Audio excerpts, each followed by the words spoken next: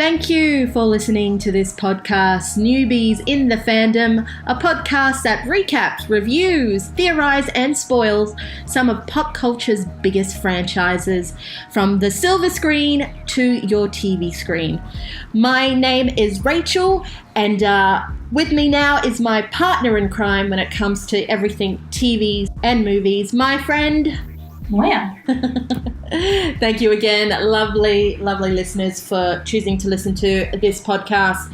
We are reviewing episode 3 of season 8 of that hit HBO show, Game of Thrones.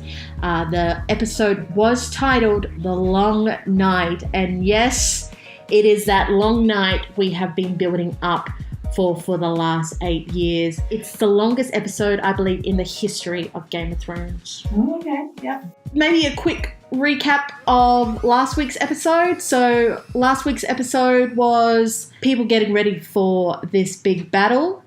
Everyone kind of saying goodbye. Brienne getting knighted. Yep.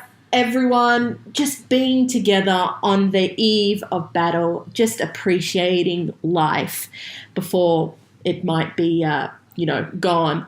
And of course, at the end of episode 2, Jon Snow told Daenerys Targaryen that he is a Targaryen himself.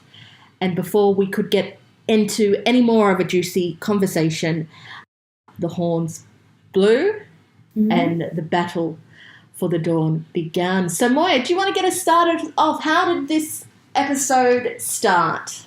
Okay, so it opens with Sam, and he's just absolutely terrified. He's shaking. The army's getting ready. All their last minute preparations. Everyone's getting into place. We see Theon and Bran. They're heading towards the garden, or to the Godswoods, where they're going to be waiting, and Bran is going to be bait for the Night King. Davos is on the battlements with Sansa and Arya also, and they're watching over everything. We're seeing all the parts of the army overall. So we've got the Dothraki, we've got the Unsullied, we have the Trebuchets. Yes, yep. Giant slingshots, I like to think of them. We know that Brienne is with Jaime and Podrick. Then we have the Brothers Without Banners. We see the Hound, Gendry, Ed with the Night's Watch, and Sam also. And we also see Ghost. He's there. Oh, yes, Ghost is next to Jorah, and he's looking much more bigger than he was last week too. Ready for the fight. Getting ready for the fight. We've got Dany and Jon. They're up on the cliffs. Yeah. And we see Tyrion, Varys, Missandei, and Gilly, and they're all in the crypts. Do we see? We only see Tyrion, but we assume they're in the crypts. Yeah. Oh, and we find out that House Mormont is in charge of guarding the gate. Mm-hmm. We go on down to the front of the army, and we're pretty much waiting for the battle to begin. Mm-hmm. So the camera holds and just looks out into the darkness until a figure starts to emerge. Can you tell us about that? Yeah, so surprisingly enough, that is the Red Woman. What is her actual name? Melisandre? Yeah, Melisandre. She's come along. I was very surprised to see her, just basically because she's been banished. Yeah, she was told, if you ever show your face here, you're dead. The Red Woman arrives, Davos sees her, and of course he's got unfinished business. He's already reaching for his sword, like he's ready to just charge and kill her now. Mm. The Red Woman goes up to Jorah, and she asks Jorah if he speaks Dothraki. Yep. And he does, and she tells him to tell them to lift their swords. Now, does Jorah know her? Has he ever met her? No. Yeah, so he must have been he did seem very skeptical. Like, who is this woman? Why? What is she talking about? Like, is she good or is she bad or what's going on? You know. But he does relay the message to the Dothraki: lift up your swords, and she approaches and starts to say her prayer. And you know, she repeats these words over and over and over until there's a big whoosh and all their swords, you know, light up. Yeah. Light up the darkness. Yeah. And we get a reaction shot of all the characters going, whoa, it was just amazing. Mm-hmm. And it's in that moment everyone's kind of like, yeah, we've got flaming swords. We're totally gonna win this. So the Dothraki have got their flaming swords. I was actually quite surprised that they were okay with flaming swords as they're scared of magic. Yeah. They're not big fans of it, but then the person they're following flies dragons, so... Yeah. The red woman goes on by Jorah, sees Grey Worm, all men must die, all men must serve. I think there's a little bit of foreshadowing in that line, questioning Grey Worm's loyalty. Will he always serve? Think about that. Red Woman goes into Winterfell. The gates are opened by Davos, and Davos greets her. And what happens after this? Well, he's ready to take her out, you know. Yeah.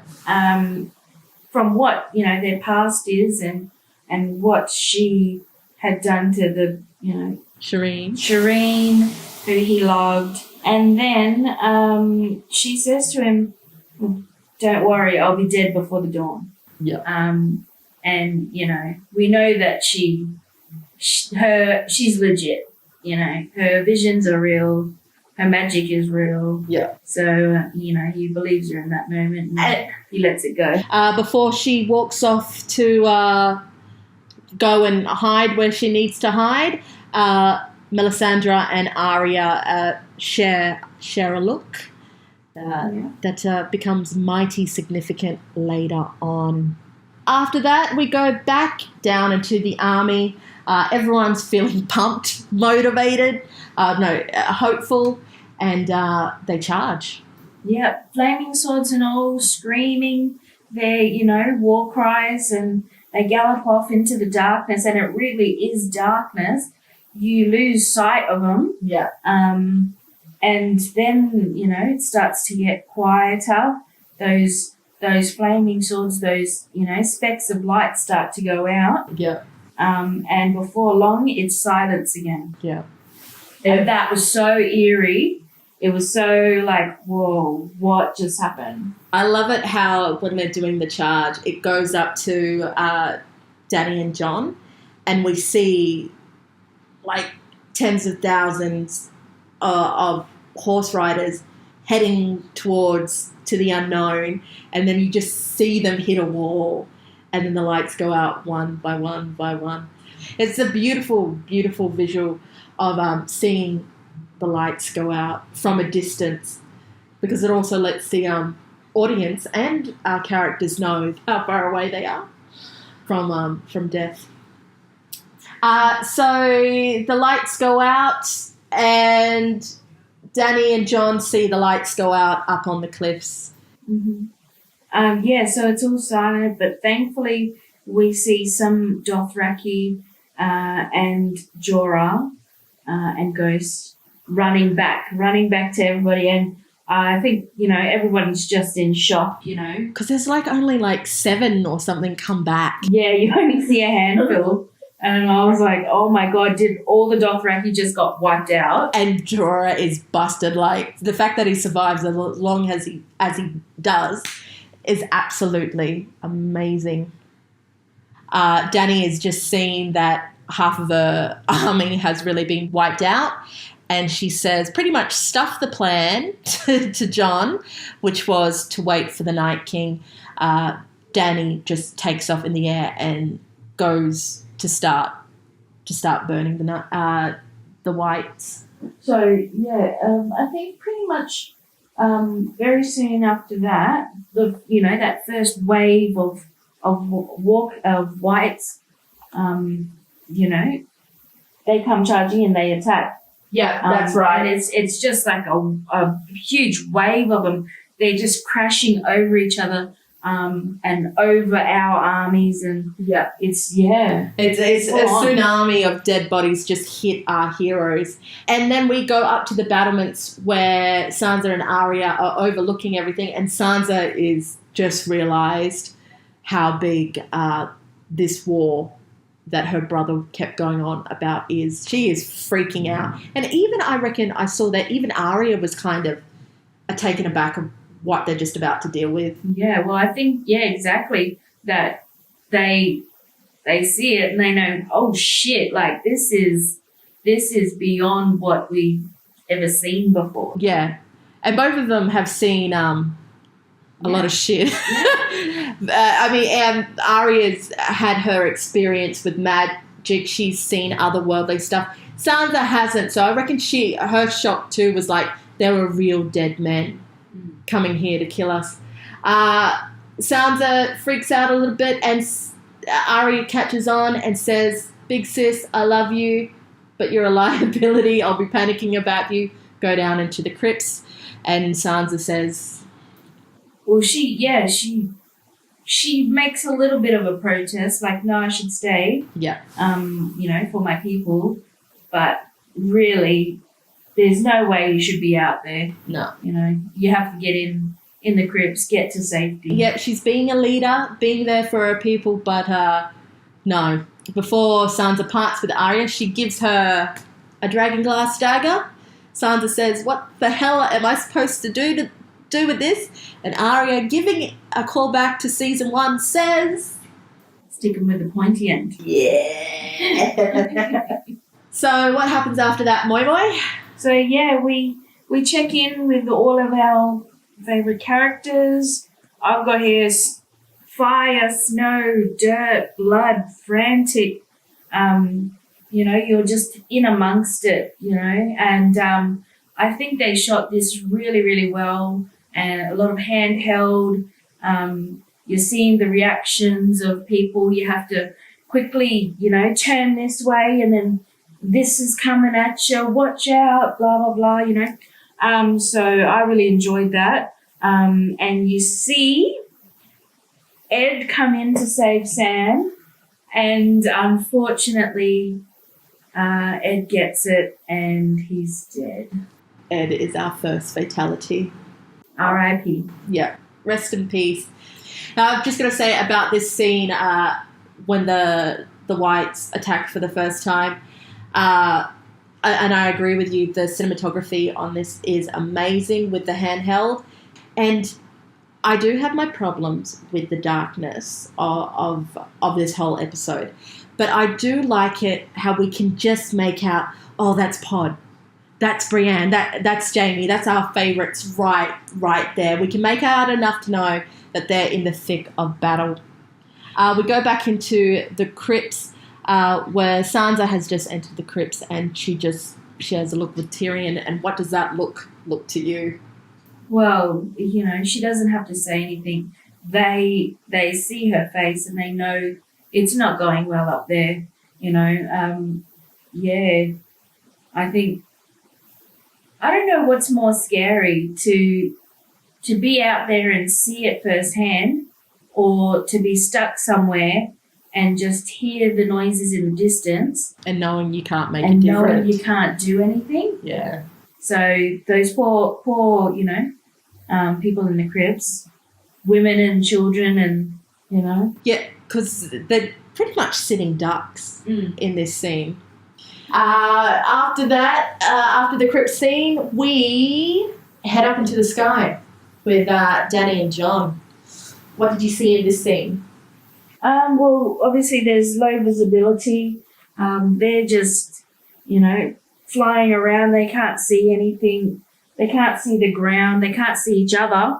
Yeah, they actually play tag for a moment. They hit each other a couple of times. They crash into each other, and I'm like, oh my God. Like, I screamed because I thought it was, the Night King and on Viserion, but, it was there. It was John and Danny. I'm like, Oh my god! They Like both panicked. that whole sky, and they have to run into each other. Yeah, no, big open space, and they somehow managed that. It was hilarious. So they played tag for a little bit. Low visibility up in the sky, and even so on the ground. Our ground forces, our army is absolutely overwhelmed, but it's gotten too much that Tormund says retreat. Yeah, retreat is called. So all the other parts of the army have to get back behind those barricades while the Unsullied, hold the line. They have to hold all these whites back. And I loved the preciseness of the Unsullied as they close ranks, Yeah. I like that shot, yeah. Yeah. Letting everybody in. We cut back to John and Danny playing tag in the sky. John manages to get back down to the ground, and he goes and sits on top of the walls of Winterfell, keeping a lookout, not far from Bran. And Danny is still stuck in the storm. Honestly, it was pretty hard to see some of these scenes, but we could make out that Danny was stuck. We go back into Winterfell, and we see our named characters are still pretty much going strong. But we also see that Grey Worm and the Unsullied are really, really struggling to hold back the army. Yeah. Grey Worm taking off his helmet, and just the look on his face, and he was worried. Like, this is a trained soldier, like from birth. This is everything that he's trained to do, but this was just getting, too overwhelming. And yeah, it's like Grey Worm barely shows emotions. The only one we get to see that with is Missandei, and then it's gotten so chaotic that a soldier and a stoic character like Grey Worm is hyperventilating. Yeah. He is so overwhelmed. So we as the audience know, shit, if Grey Worm is losing his shit, this is bad. So Grey Worm sees that the forces are getting overwhelmed, and it's pretty much time to light the trench. So, the call is made to light the trench. Davos is giving the signal up top, but Dany can't see because she's still stuck in a storm. So Grey Worm has to make the heartbreaking decision to keep it open for a little bit longer in hopes that Daenerys is going to see it, or pull the bridge up and say goodbye not only to his men, but to his culture too. Like, his people are gone. Unfortunately, the forces get too overwhelming, and Grey Worm he closes the bridge, and that for me, just seeing him, looking over at all of his people, and they're holding that line, and they're the last chance, holding all these walkers back. Yep. Walkers. Oh well, see, I'm a huge Walking Dead fan, so I keep referring to them as walkers. Yeah. Because just out of habit. Yeah. But these walkers are fast walkers. Like, our Walking Dead walkers are slow walkers. These guys are pretty fast. Yeah. So Grey Worm lifts the bridge, and he is absolutely distraught. He can't believe he just made that decision. He goes back inside to Winterfell and takes his helmet off, needs a breather, and just gazing, I don't know what the Red Woman is doing. She's in shock. She can't comprehend what's happening around her. But Grey Worm sees the Red Woman, and a light bulb goes off in his head. Yep. Well, we know that she's got the firepower, so he must run over to her and say, "Look, I'm going to need you again." They form this protective sort of square around her and walk up to the trench line. Yeah, to the trench line, and make way for her. And she lays her hands on the wood and starts to say her prayer again. Yeah. So she's saying this prayer, but as she's saying it, you know, the dead is coming closer and closer and closer, and she knows she's going to die tonight. So, you know, I think she was looking that straight in the eye, like she was worried. Good acting from the actress. Is this the moment, you know? And at the very last second, it all lights up, and I think she must have been relieved. That look was like right in her face. Yeah, she was. You can see she's like, I'm going to die here. Yeah. Her faith at the start was strong, and as it kept going, it's like, it's not strong. Yeah, it's not. I'm going to die. Why isn't it working? But it comes in the last minute, and not only does Melisandre breathe a sigh of relief, but we too, the audience. So thanks to the Red Woman lighting up the set a little bit better, we can now see who's alive. So who's still alive at this moment and this point of the story? Well, I'll tell you one person who isn't relieved, that's the Hound, because we see him and he's having a total meltdown, PTSD. He is not having a good time. Yeah. You know, he does not like fire, and he's now surrounded by it. And Beric is alive, Beric Dondarrion, and he's going like, yo, Sandor, get your ass in the fight. Like, what are you doing? And the Hound is like, you know, he's still scared and everything. But I was thinking, like, maybe not wave your flaming sword at him to get him to come to you. Like, What's wrong, dude? yeah, like, He was scared. why It's okay. So we go from a roll call and seeing of who of our heroes are still alive. And it's good to see all our characters with names are still going strong. Must be all those Valyrian steel swords that they've got. Of course, Gendry just got laid, so we know where his energy is coming from. So we head back into the crypts, and I hate to say it, but we have a very emotionally charged scene between Tyrion and Sansa. Moya, because I can't talk about this without getting angry. Tell me what happens. So Tyrion is basically, you know, he's getting frustrated. He said, I should be out there, you know, I could make a difference. I could see something that they can't see. And Sansa just bluntly says, look, if you were out there, you would die. Yeah. You're not helpful. Your witty remarks are not going to help you. You got to face the truth, you know. That's the bravest thing you can do. Yeah. And he says, maybe we should have stayed married. Yeah.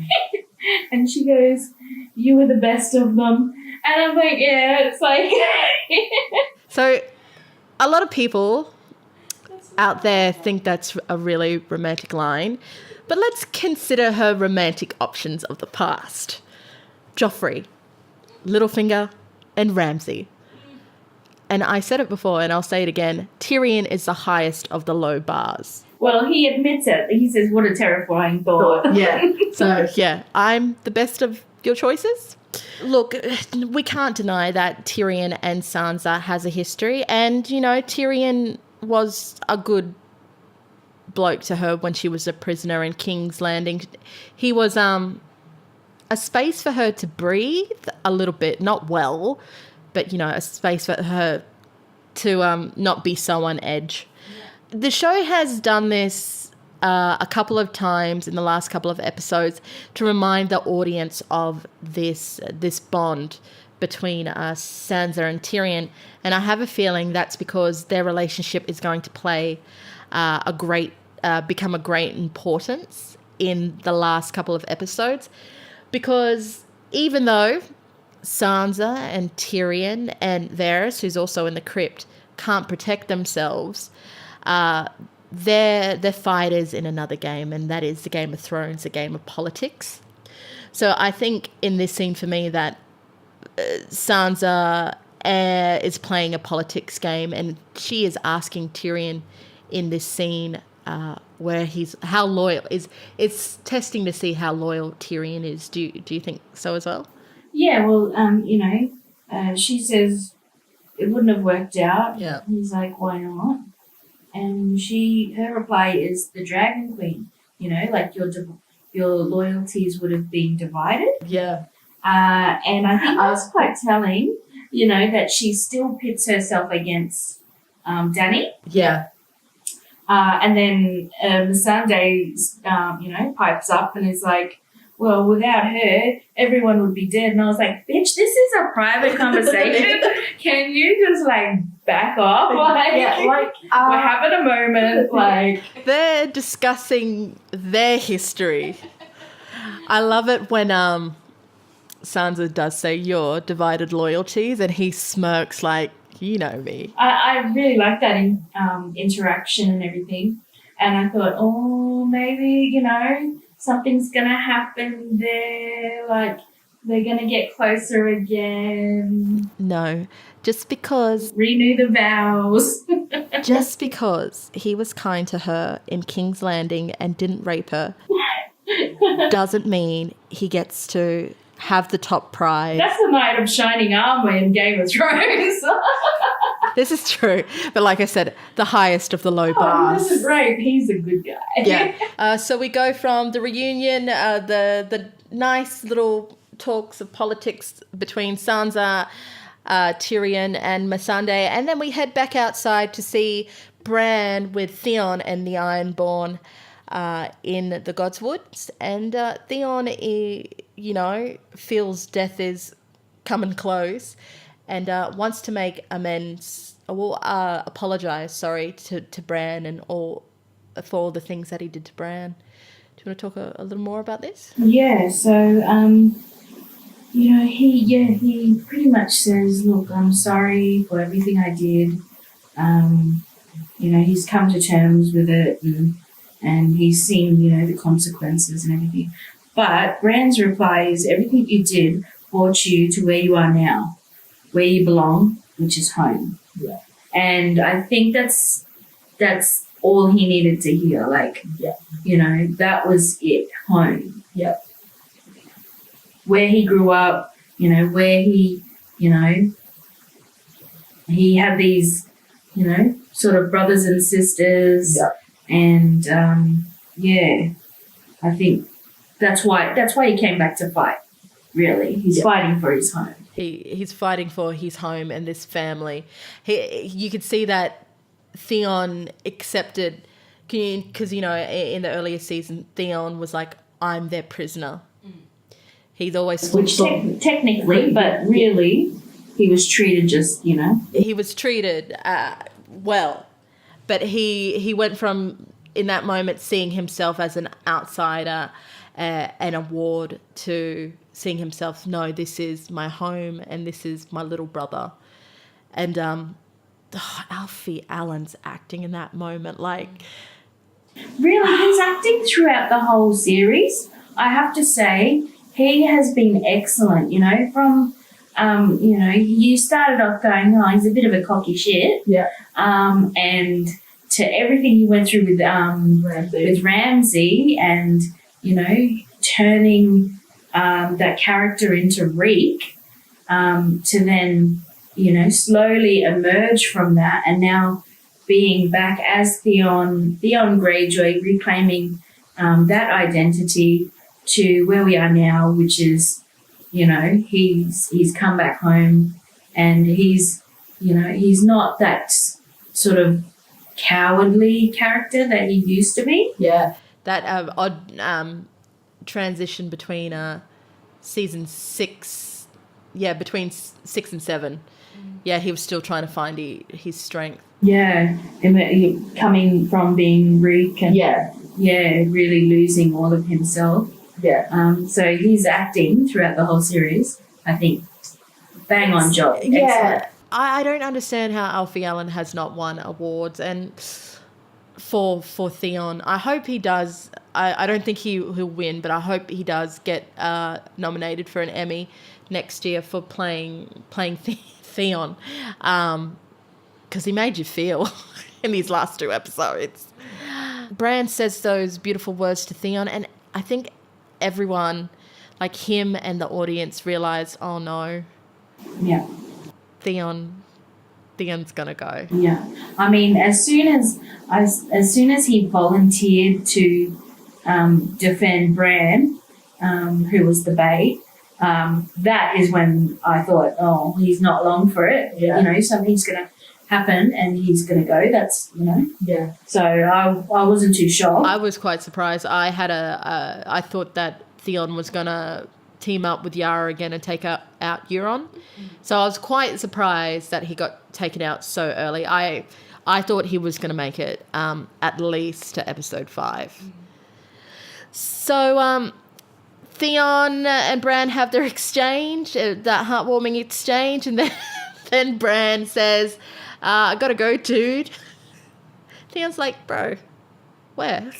How? And then Bran walks. Yeah, he pretty much stays in that state for the rest of the episode. Yeah. I'm like, bro, where are you going? Like where? Why? Yeah. Where do you go? And there's never really any explanation. So I hope there's some sort of like great sort of twist of I don't know, he went to find out something or otherwise that's just a wasted like what are you doing? I've just Bran. Because there's such urgency in everybody else, in the battle, in the fighting, and he just sitting there chilling, man. Yeah. He just switched off, Yeah, it's like I'm just going to send my crows to look out everything and no, okay. So, like, people were saying, oh, he went into the crows to tell the Night King where he was. But it's like the Night King marked you. He knows exactly where you are. Yeah. So, what the fuck, bro? Oh, my God. So, we go from Theon and Bran and the Ironborn, and we follow Bran through the crows up into the clouds where we see the Night King.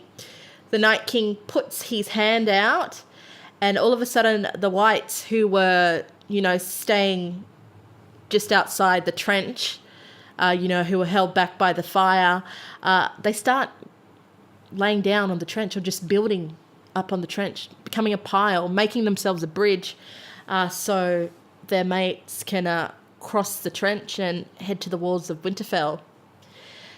And that's when everyone goes, oh, shit, they're coming. And so the Whites start to charge and, they hit the wall and then they just climb up on top of each other and on top of each other and top of each other to get over those walls. Yeah. And you have, your characters, Bree, Sam, Tom and Jamie, they're all just, beating them back, just trying to chop them when they get up to the top, Yeah. So we see that all our characters who we know and love from the past seasons are manning the walls and they're beating everyone back. And, they're also saving each other and backing each other up as well. We see how much Jamie and Brienne backs each other up and Pod. We see some crazy-ass moves from a lot of the characters. And we think they're going well until the wall is breached. And then they just get overwhelmed and you can see the panicking of the characters. We see the Hound panicking now. Oh, yeah, big time. And, Beric is calling to him like, come on, bro, come on, snap out of it, yada, yada. From the Hound panicking, we do a quick jump to Ninja Arya. Just taken down White's left, right, and centre. I love that Davos is just looking at her in utter amazement. Where the fuck did that come from? Because nobody really would know that about her. Yeah. Like, it wouldn't be, that well known that she's such a good fighter. You're right, because all they know is that she sliced Littlefinger's neck at the end of last season. Yeah. So now knowing that she can fucking twirl a spear, so she's a pretty good fighter. We also, from there, when the wall is getting breached, we also see that Little Bear is by the gate, and the gate is burst open for the second time by a giant. Mm-hmm. What happens to Little Bear? Yeah, so the giant bursts through. He's sending her troops flying. I think he's hitting them with like some sort of giant bit of wood. Yeah. Which they should have done in the Battle of the Bastards, by the way. Yeah. See how efficient that was? They would have won so much faster. Give the giant a massive weapon. Yeah. He can clear his way through. Yeah. So, not looking good there. Yeah. So we see that Little Bear gets pushed to the side, and we cut back to Arya, who's doing her ninja stuff. And this is where Beric says to the Hound, doesn't it?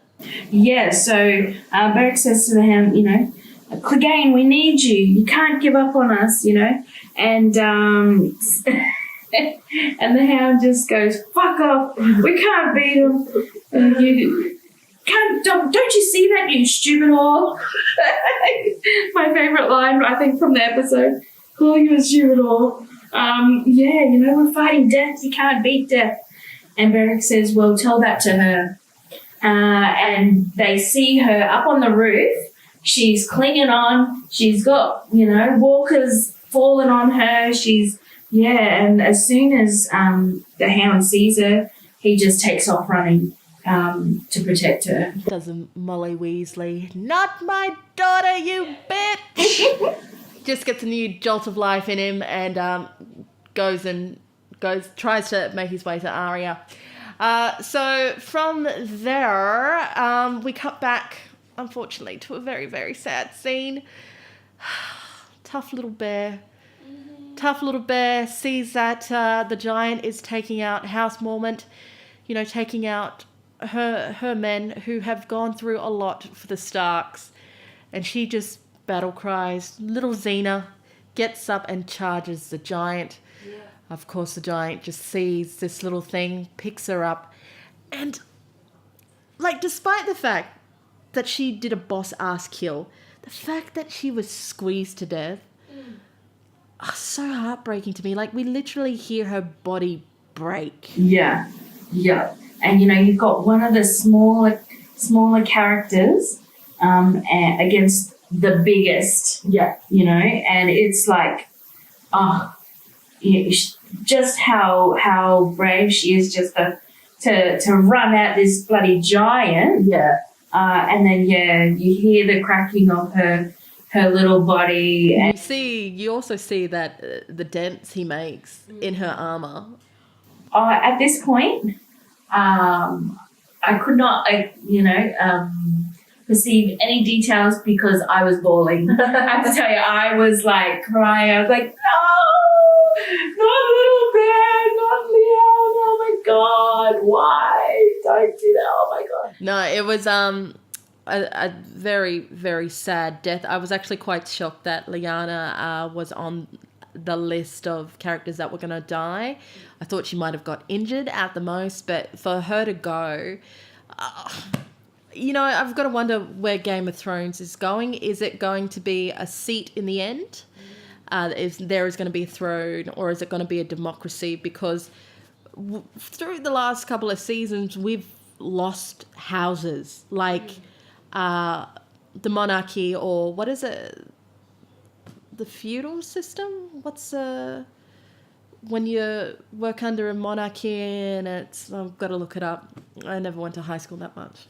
But there's this system. So there's the royalty, and then there's the High Lords, and then there's the other smaller houses. So it's getting rid of this hierarchy. Yeah. So yeah, I'm wondering if we really are going to go into a democracy with the extinction of all these houses. But rest in peace, Little Bear, Lady Mormont. Yeah, but with her last breath, she takes her dagger and stabs him right in the eye, and he crashes to the ground, and the thud of him and her just hitting the ground. So she stabs him in his one good eye. Yeah. The other eye is taken out, which made me think, is that 1-1? Is that what? Because remember when he died, he got shot with an arrow in the eye. I imagine because it was after the Battle of the Bastards, they would have burnt him. Yeah, well, Along with did the he other. burn something that big? I don't know. You know what I mean? Like, and yeah, just so in that moment, I was like, wait, is that one more? Like, Yeah. ooh, you know. No, I thought it was another giant because, yeah, they would have burned him. But good on her for taking out a giant. I know a lot of people come last season were starting to get really sick of her standing up to the big men. You know, Oh, no, I loved it. Yeah, go on.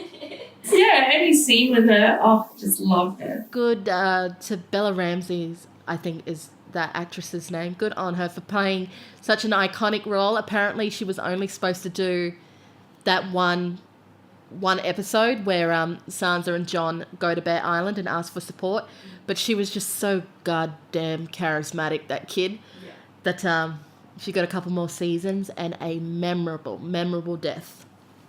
From the death of Little Bear, we go back to Jon and Daenerys flying high in the sky, waiting for the Night King. And I've got to appreciate the effects and the cinematography when they break through the clouds and they're just hovering in the sky with the moon in the background. It was a beautiful shot. There's despite the lighting in some of these scenes, the cinematographer and the direction of this episode was pretty amazing. I loved it. So Danny and Jon are waiting in the sky. Obviously, nothing much to do. Don't even talk about Succession or... we go back into Winterfell where Arya Stark is having her Jurassic Park moment. What did you think of this scene? High suspense? Oh, yeah, absolutely, you know. Just into that sort of silence of that room, and she's sneaking from corner to corner, you know, trying to avoid these walkers that are creeping around her home. Yeah, it was, I like you said, Jurassic Park moment. Yeah. Definitely. Yeah. Just great acting from her. The tension, you know.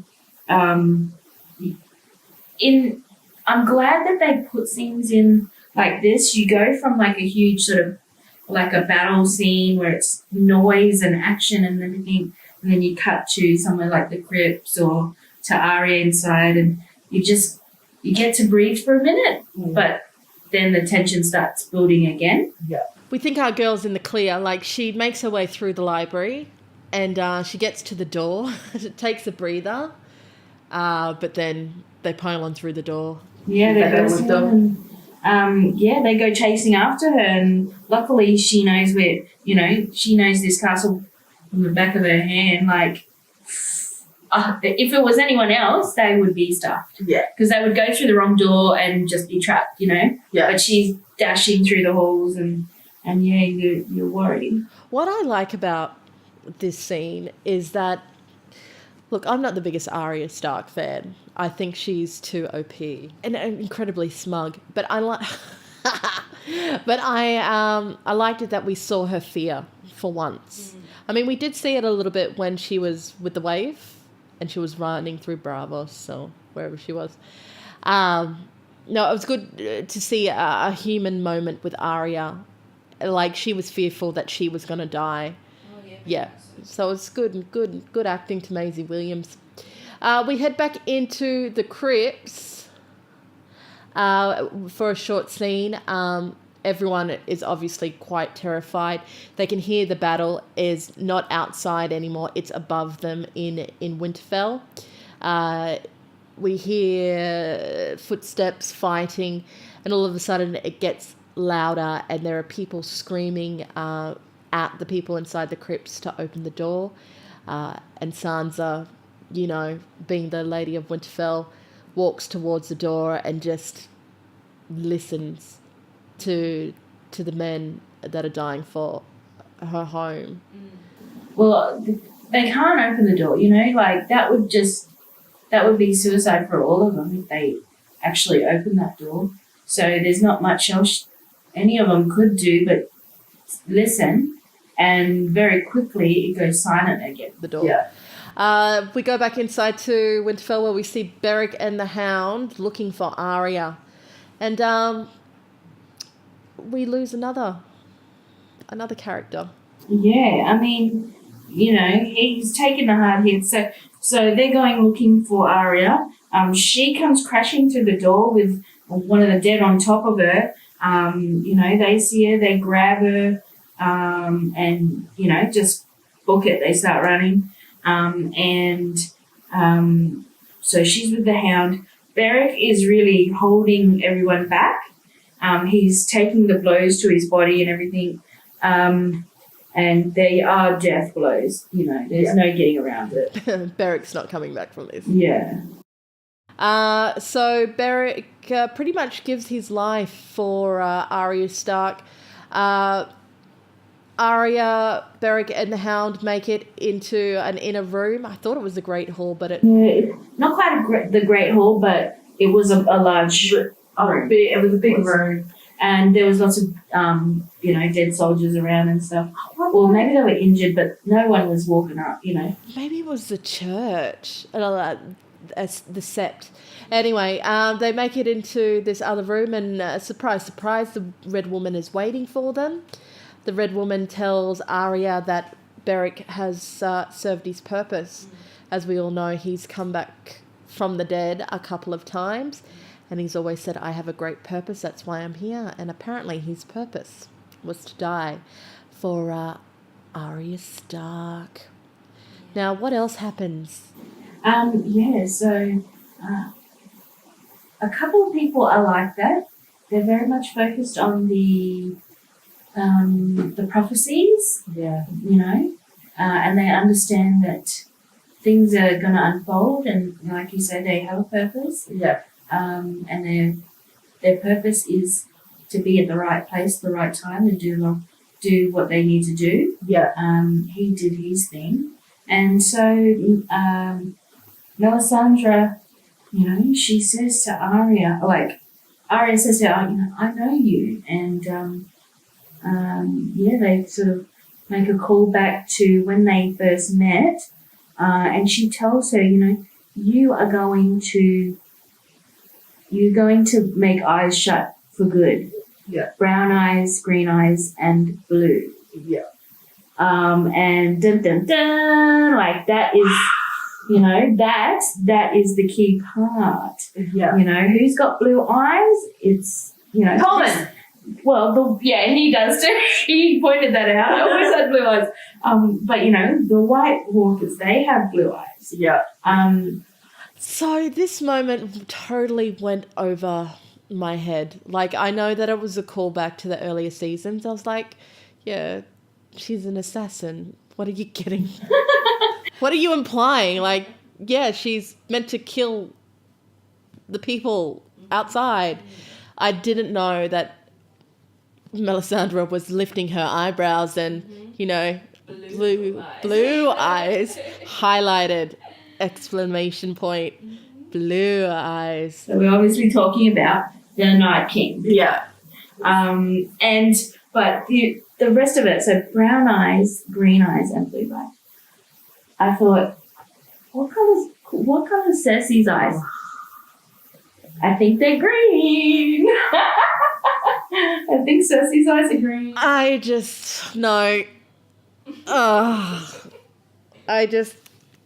can't. It's a possibility.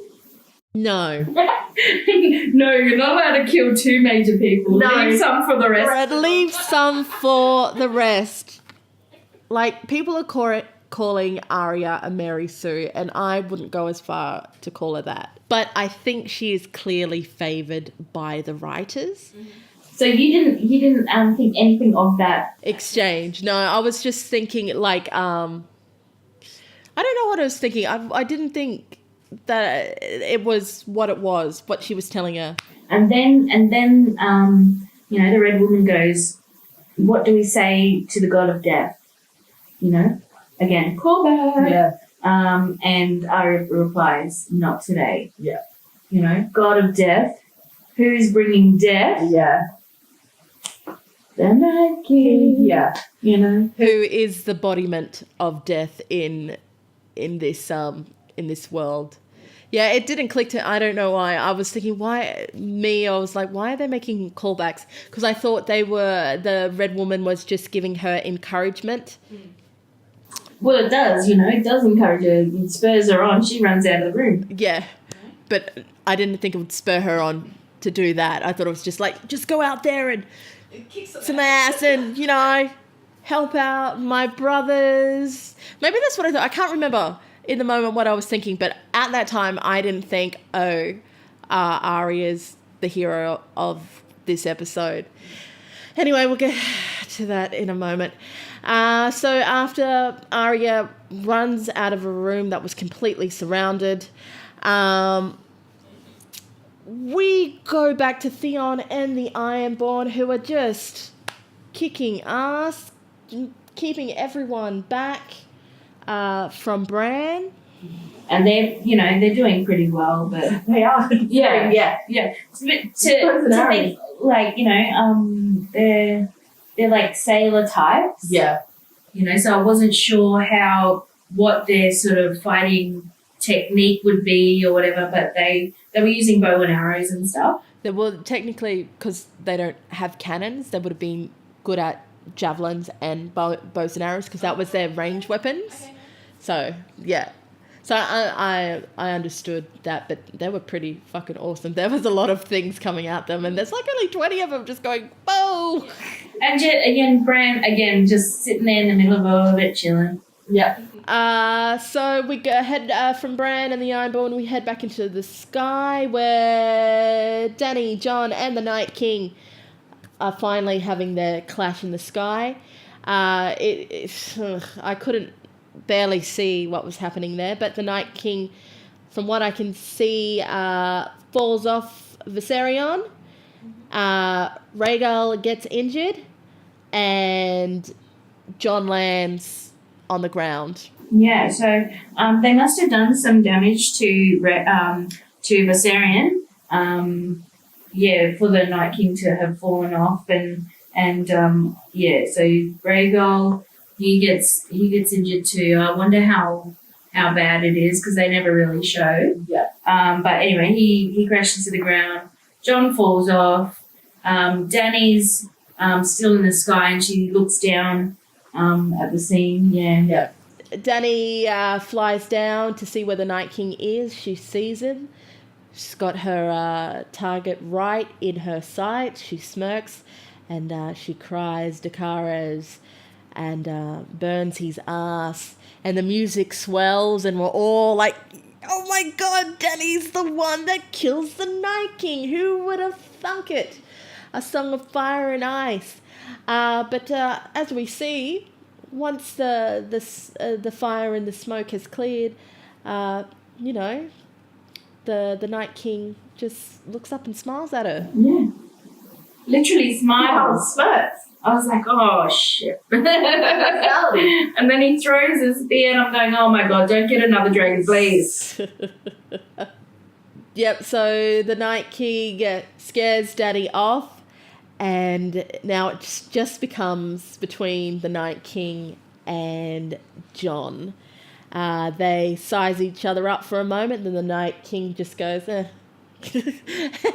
towards Winterfell. And Jon he has to basically run after him, one-on-one. Like, there's no dragons, there's no other, things. I don't even know what weapon Jon's still got on him, but yeah, he just runs after him. I must say, before Jon and Dany and the Night King, come back on the ground, when they were up in the sky, we head back into Winterfell for a moment, and we see that Jorah paid attention, heard the dragons, and sees them fly overhead, I think, and Jorah takes off for some unknown reason. Well, Jorah takes off towards the dragons. When we're in Winterfell again, we see that most of our named characters are alive. But we head back outside when Jon and the Night King were having a little standoff. The Night King does his famous arm lift that he did at the end of Hard Home. And we see the dead rising again. And it just broke my heart to see the bright blue eyes of Little Bear, Ed, and the leader of the Dothraki. Yes, poor Ed. Poor Leona. And yes, I don't know his name, but R.I.P. to him as well. Yeah. Leader of the Dothraki. Yeah, and so he walks away and John's just left with all these dead around him that he's got to fight off. Yeah. And my boy, he's doing the most. He's just trying. He's just trying with all of his might. Johnny's just had the worst 24 hours in his life. He is trying very hard. And he's not the only one. Back in Winterfell, Jamie and Brienne, who haven't really seen it, and Podrick, who haven't seen it before, the dead rising. They're just freaking the fuck out. These people were on mountains, like hills of people they've just killed, and all of a sudden, that hard work just got undone. And for anyone who knows, I did find out that one of the whites that gets risen, and he's dressed like a wildling, was Chris Stapleton, the country singer. So he managed to get a little cameo in there. He's a big fan, so they let him. But it wasn't overpowering like Ed Sheeran. Yeah, like it was just in your face. You wouldn't have noticed if you didn't know. Yeah, cool. I have no idea who that dude is. Go and listen to some Chris Stapleton. He's pretty good. We're not sponsored by him, by the way. Just Moya's letting you all know her taste in music. There's nothing wrong with country. We see that the dead is waking up throughout Winterfell, and John tries to fight his way through, and then we head back into the crypts, and for some unknown reason, like I don't understand, the Stark dead rise in the crypts. Now, my WTF for this is most of the bodies in the crypt should be bones, like dust. And yet there are full-body dead men and women waking up, breaking through. Like, how skeletal is too skeletal? Okay, I'm going to go back to The Walking Dead. So as long as their brain is, still in their head, they, can get up and walk. I feel like the brain's not included in this dead. Yeah, well, that's what makes me think, this is done by magic. Yeah. So those kind of rules don't apply. So maybe it just doesn't even matter. Yeah. It's just any sort of dead person. Like the skeletons and all. You would think if it was flesh, if there was some flesh still on it, maybe. Just walking around skeletons. Did we see walking around skeletons in earlier seasons? What was, when Georgian and Bran and Mira, when they first head towards the Three-Eyed Ravens, was there skeletons? I feel like they were pretty skeletal. I think you're right. What about what did they bring to the King's Landing? They brought a white there. Yeah. But he still had... Was he meaty? he was still a little moist, I think. But yeah, I don't understand. I, honest to God, thought if the dead were going to rise in the Stark crypts, that the only one that should have rose was Rickon. And if Catelyn and Rob were there, probably them too. But yeah, I was baffled. Anyway, the Stark dead rise up in the crypts. How crazy would it have been if, Catelyn or Rickon or, even Ed jumped up out of their graves and came face to face with Sansa and stuff Well, you know what? That would have been more character development for her. It would be painful, I reckon. Yeah, it would be fucking a nightmare. You already traumatized that all of your these family members have died. Yep. But what if she had to come face to face with that? Like, oh my God. Because her father pretty much died for her. Yeah. Well, see, he couldn't have gotten up, I don't think, because his head wasn't attached. The logic of... Yeah. Let's not. Really? I don't know. You could have been headless. Yeah. Well, neither technically would have Rob either, because he got his head cut off. Yeah. So it would be Catelyn and Rickon. We don't know. Tell us your thoughts. If Ned, Catelyn, Rob, and Rickon were in the crypts, who would have rose? How does this work? If you cut off the head, they don't move, or if there's a body, if there's bones, it still moves. And what does it extend to? Because does it extend to animals? Well, horses to get up. Horses, and he's got a dragon. Yeah, so I would say it's everything. Okay, from the Winterfell crypts, absolutely bloody chaos. And as we all know, they're also, besides two people, are defenseless. But we're going back to Theon and the Ironborn. If I had a band, that's what I would call them. Theon and the Ironborn. So we do quick cuts now, because we're coming to the climax of the episode. So we go from Theon and the Ironborn, we go back to Jon, who is just being overpowered. There are dead men coming at him anywhere.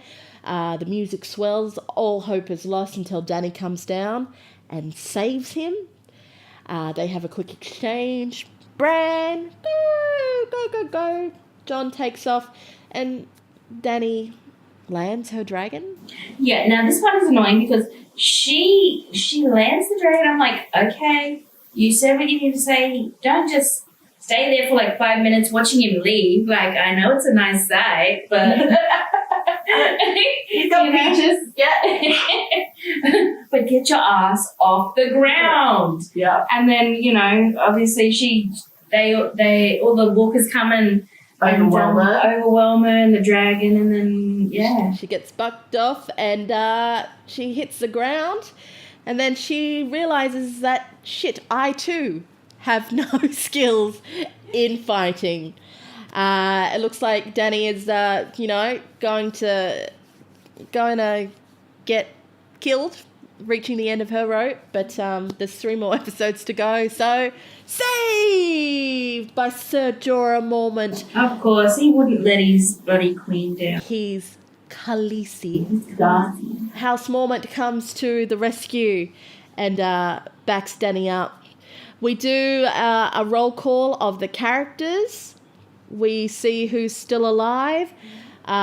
We see Jon running through. So Jon, he's running. He's on his way to Bran, and as he's going past all the other characters. So we get a bit of a check-in with those who's, they're still fighting. They're holding it down. In particular, he sees Sam, who is literally on the ground, rolling around, like trying to stab walkers. Yeah. And you see him sort of hesitate for a moment, but and looking at Jon's like, help me. You can see it in his eyes. Yeah, but he's got to keep going. He's on a mission. He does not have time to waste. Yeah. Not waste, but the bigger picture. Yeah, this is a matter of life and death for the whole bloody country. Yeah. Jon says, sorry, brother, to Sam, and keeps going through Winterfell to get as fast as he can to the Godswoods. We go to the Ironborn, where they've just taken out nearly everyone that's come their way, but suddenly they're overwhelmed, and Theon is the last man standing. We then do some quick shots to the chaos in the crypt, what's happening with Jorah and Dany. We go back to the Ironborn, who just gets overwhelmed again, and we go back to Dany, who sees a sword on the floor and decides to defend herself. Yeah, well, what else are you going to do? You have to pick up a weapon at that point. Yeah. You have to do something to defend yourself. Apparently the creators thought that's out of Dany's character, but Emilia Clarke was like, if you were in that situation, Like, literally everyone around you is trying to kill you. Yeah, you're going to pick up a sword on the ground. Yeah, so I might not have experience, but Yeah, poke him with the pointy end. Come on. that's it.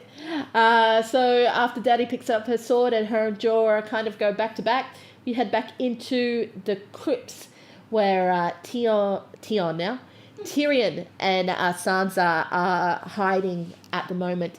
And I gotta love that they are hiding behind a statue of Ned Stark and Lady. Ned Stark still protecting his oldest daughter, even in death.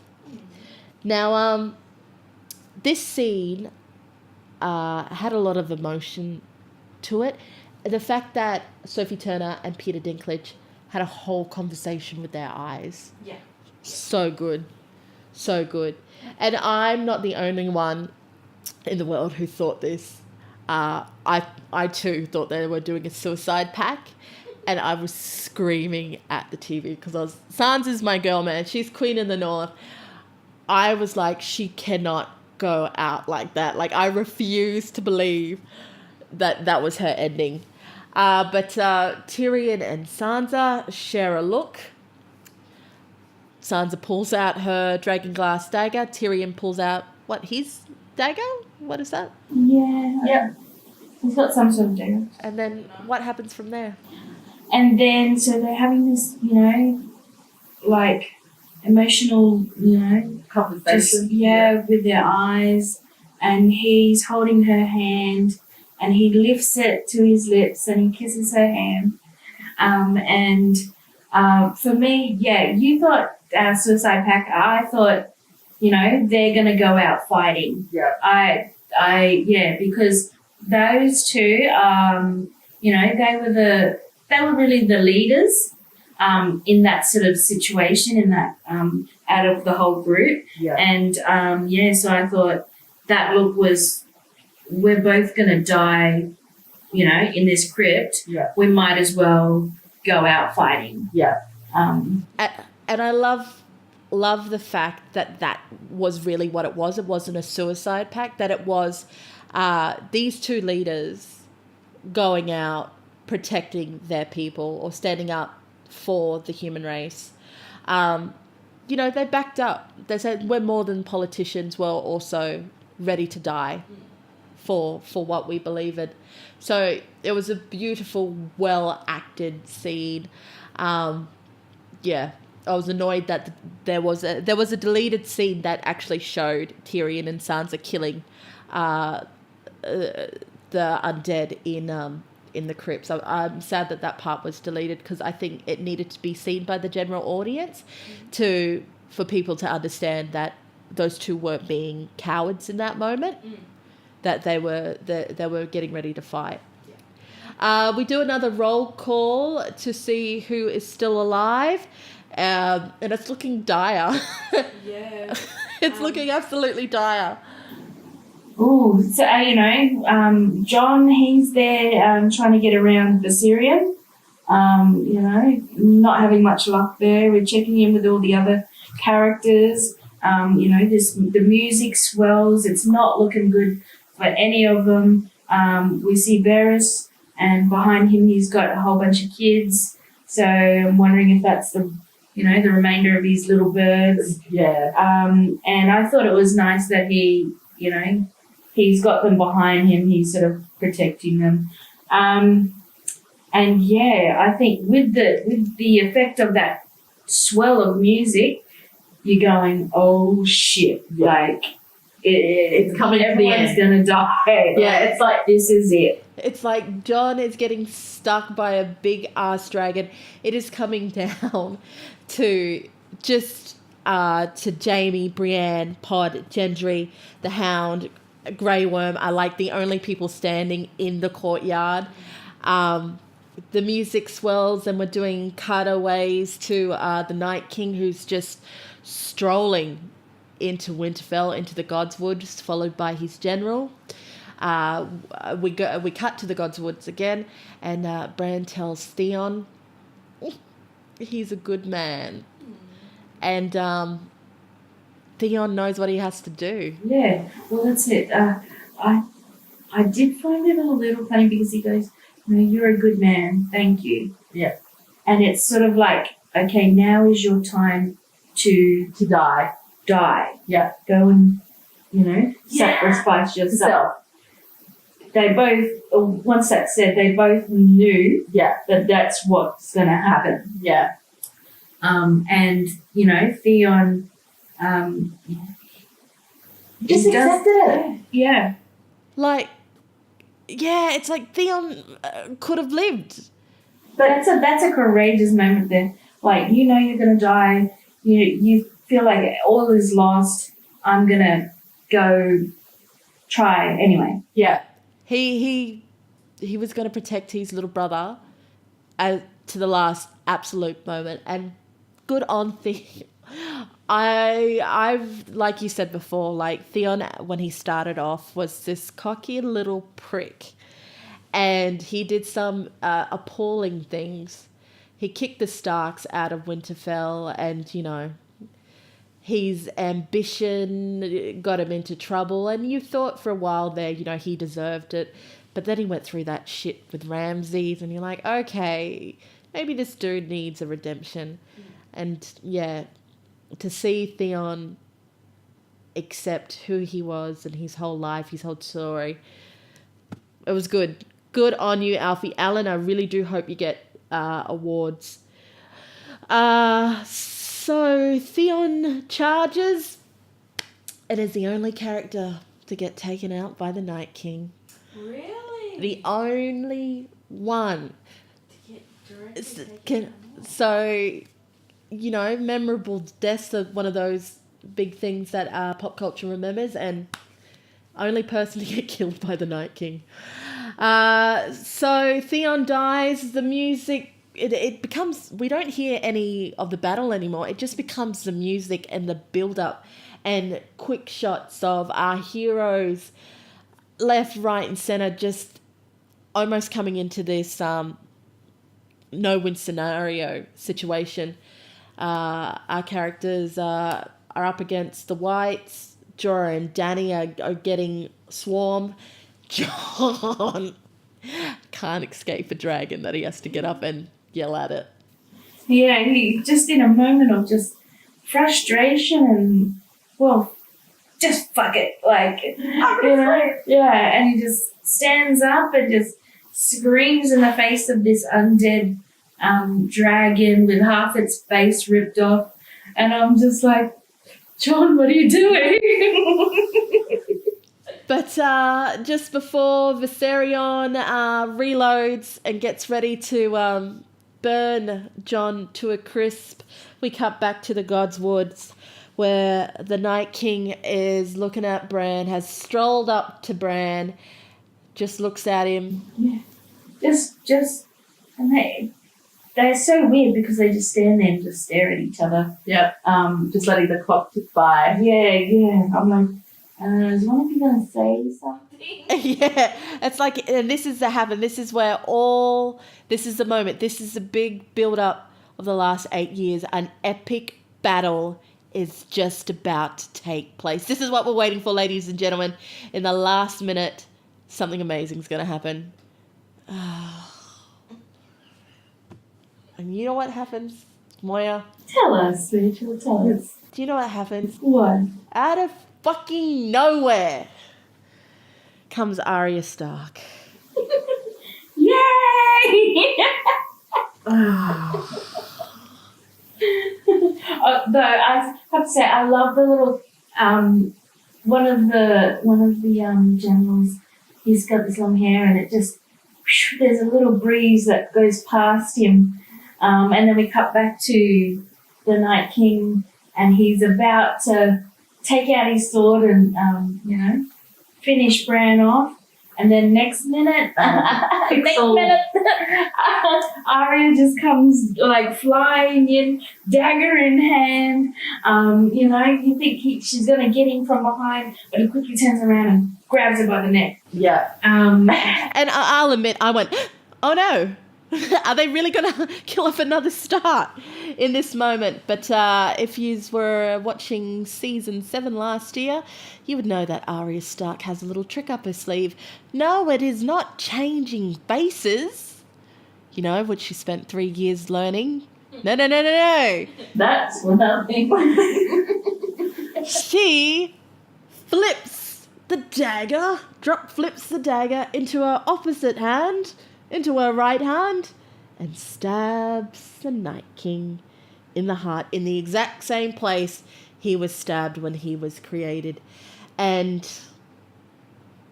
honest to God, I was so hyped for season 8.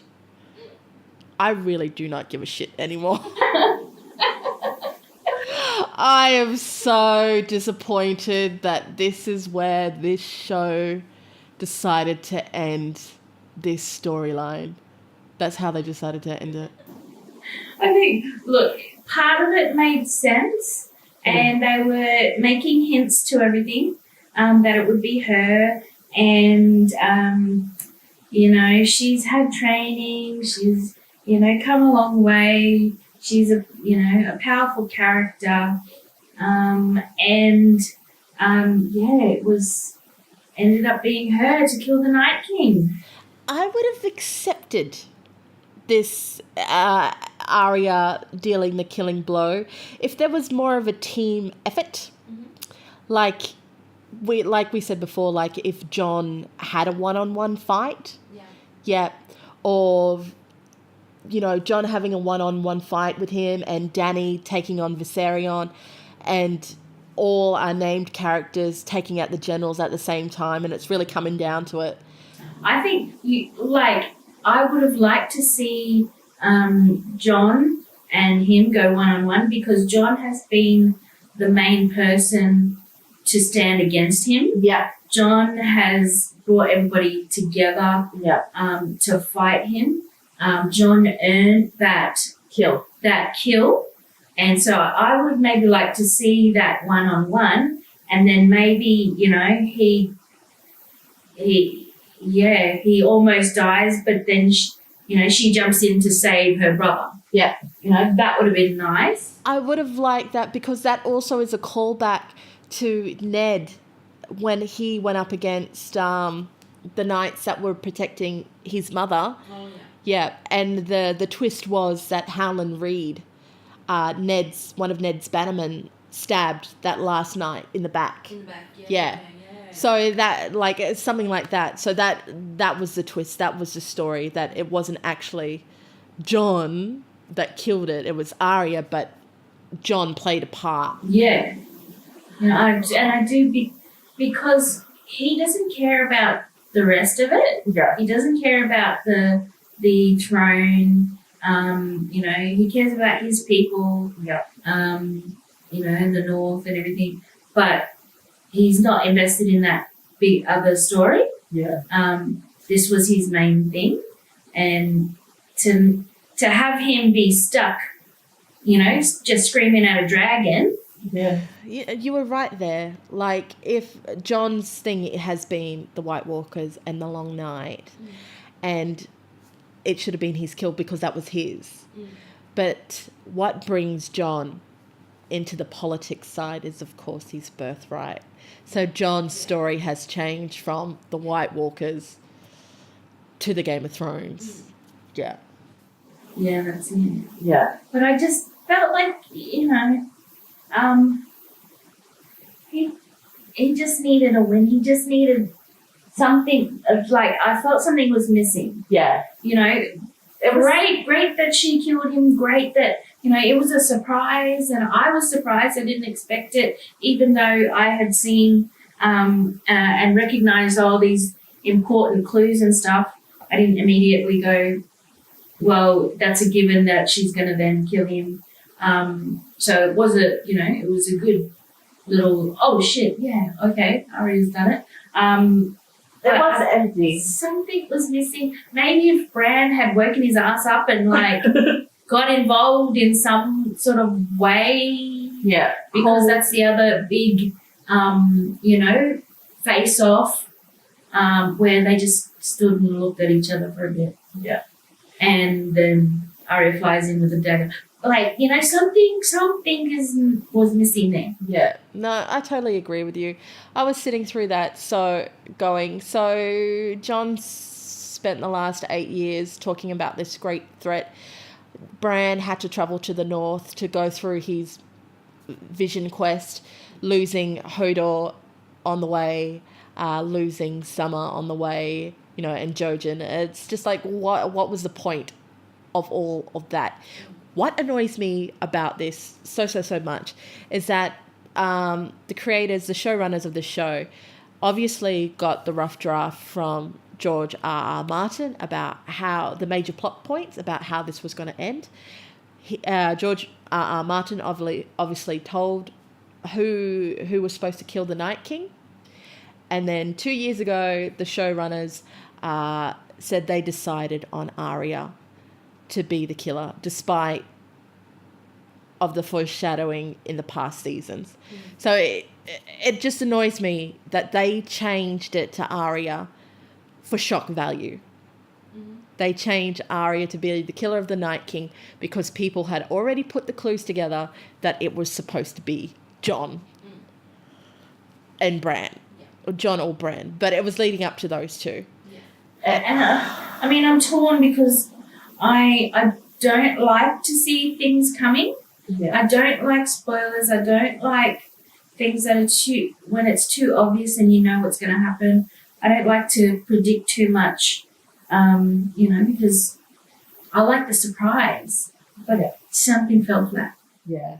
No, it was. I wasn't happy with how that ended, and especially if Melisandre was also hinting at Arya that she is taking out Cersei as well. I was like, man,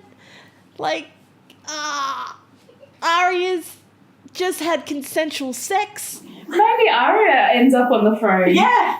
Let's just put it that way. Arya Stark is going to get the throne. And then it's going to be, Queen Arya and King Gendry. Yeah, that is. And the Hound can be their head. Yeah.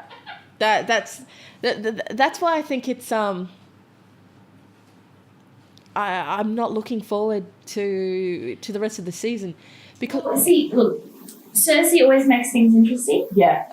She's a great villain. Yeah. And people just love to hate her because she's just she's done well at what she needed to do. So I am looking forward to that next part. Yeah. Just to see what happens, just to see, how they're going to deal with her because that's a whole other,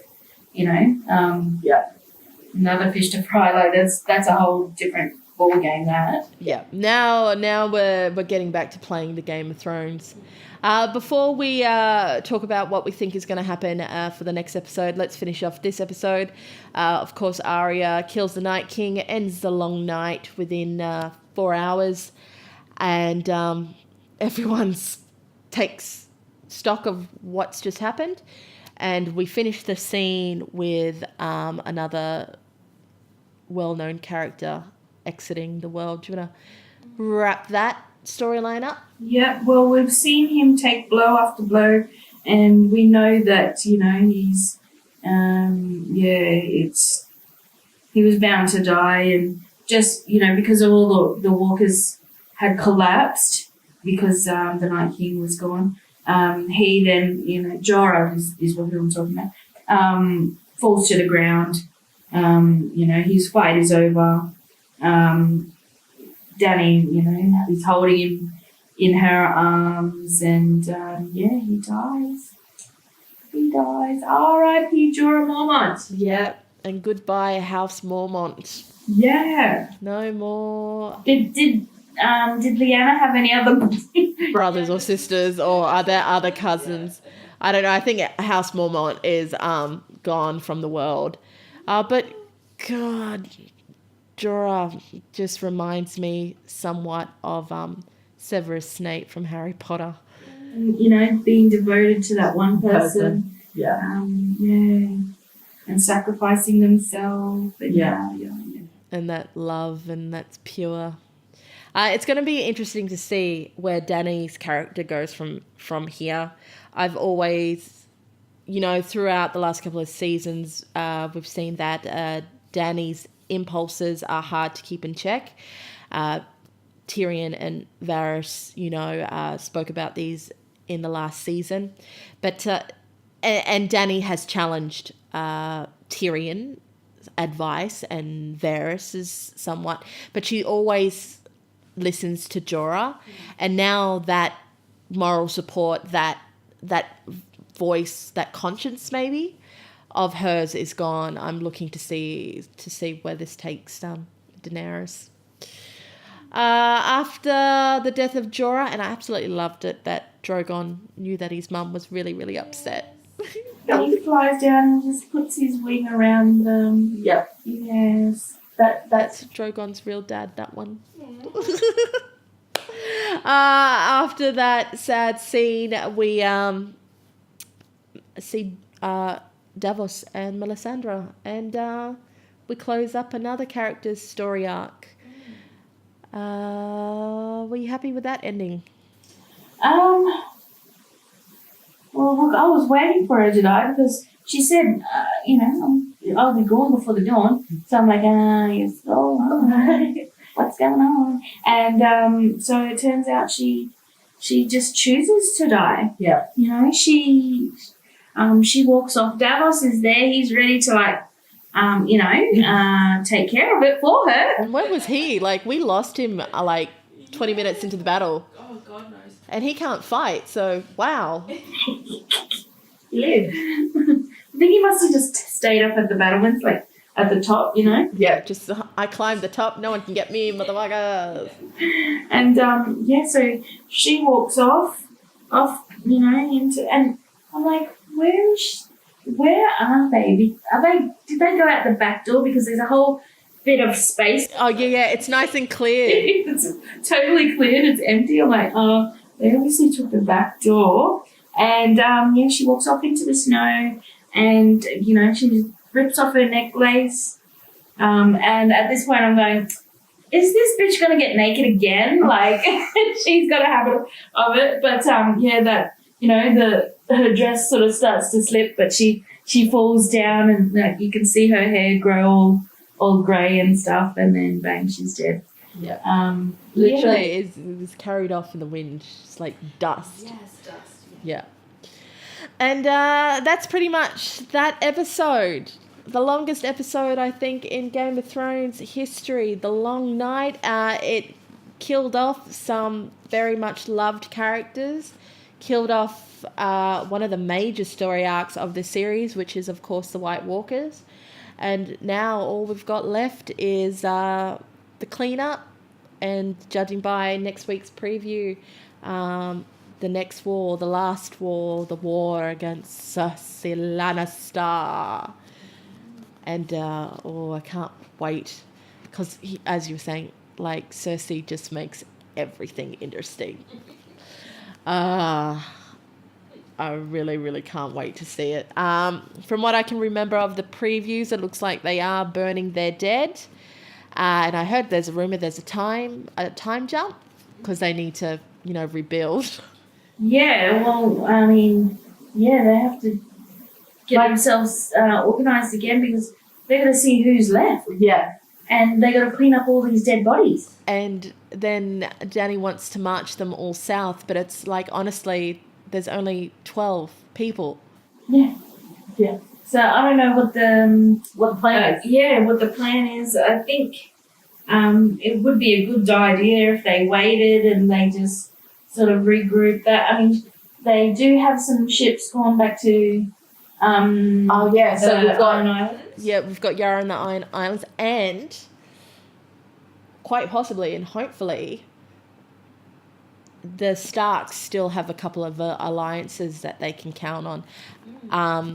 Catelyn's family, the Tullys, are still got an army. Oh, okay, yep. So, well, thank you, ladies and gentlemen, boys and girls, whoever you are out there. Thank you for listening to me, Rachel, and Malia. recap of Season 8, Episode 3 of Game of Thrones, The Long Night. This is a podcast, Newbies in the Fandom, a podcast that loves to recap, review, theorize, and spoil some of the biggest franchises in pop culture, anything that is on your small screen and all the good things on the silver screen. Please subscribe, like, or comment, and stay tuned to this channel because we will be talking about, recapping and reviewing our second show, which is The 100, that is returning for its 6th season. And Moya will be leading the charge on that one because I'm just returning to the show. I love post-apocalyptic, fantasy type stuff. So yeah, it's all down my alley. Yeah. So please subscribe, put on some notifications, and please comment. We are very new to podcasting. We really don't know. But we're new. We're newbies. We're newbies. So if you've got any kind suggestions on how we can make your podcasting experience listening to this channel a bit better, please let us know in the comments. Until next time, lovely, lovely listeners, take care. Bye.